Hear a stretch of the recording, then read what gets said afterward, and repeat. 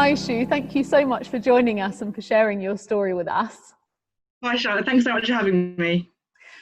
Shu, I know that you're a North Londoner born and bred, and you're living at the moment in Whetstone with your husband, Neil, and your two children. And I wanted to start off by asking you, how long have you been a Christian for? I've been a Christian for about 4 years, so since about April 2016. Okay.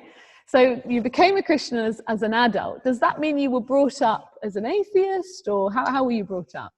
I was brought up going to church, so from a very young age. So I remember going from about 4 years old, and then I carried on going till I went off to university. But up to that point, church is very much a social thing for me. I know I've had friends who are there who I've grown up with. Okay. And then when you went to university, what happened at that stage? Well, I just totally abandoned church and all thoughts of the Bible, really. Okay. And so then 4 years ago, what happened to change that? Well, I started going to Little Lions, and I went to an evening event and then ticked the box to do a one-to-one with one of the people from Lansdowne. And so I had the Bible explained to me in a very clear and simple way.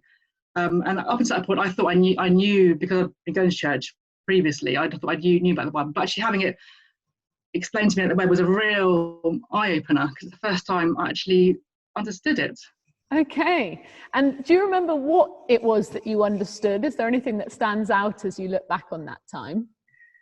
Yeah, there are probably two main things. I mean, the main one really was my understanding of sin. I thought, at the point, sin was, was being bad. I thought I was a good person, so I was fine. But actually, I didn't realise sin was living your life in total rejection of God. And at that point, I didn't realise that. And I never actually even said sorry for living my life in denial of Him. Okay. And the second thing was the Jesus' death on the cross. I mean, I've always heard the phrase "Jesus died for your sins." And I thought, oh yeah, okay, fine, great. But what did that actually mean? And it was realizing that Jesus' death on the cross meant that the anger that was quite rightly due to me because of my rejection of God was actually at the point of the cross transferred to Jesus. So I could have this perfect relationship with God because I was without sin in His eyes. Wonderful. And that was the point when you became a Christian then? Yes, I just said a very simple prayer to say sorry, and asking Jesus to be part of my life. Wonderful.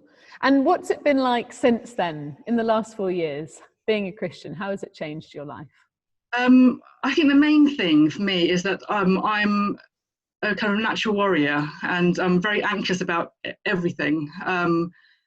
And now I'd say there are a lot of things now which I used to worry about, which are really insignificant because my priorities are completely changed.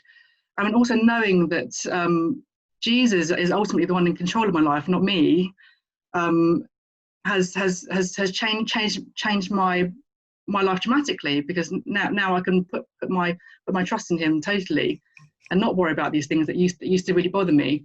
And I think especially now during lockdown, when I'm suddenly having to do a million and one things, be a mother, a wife, an educator, a housekeeper.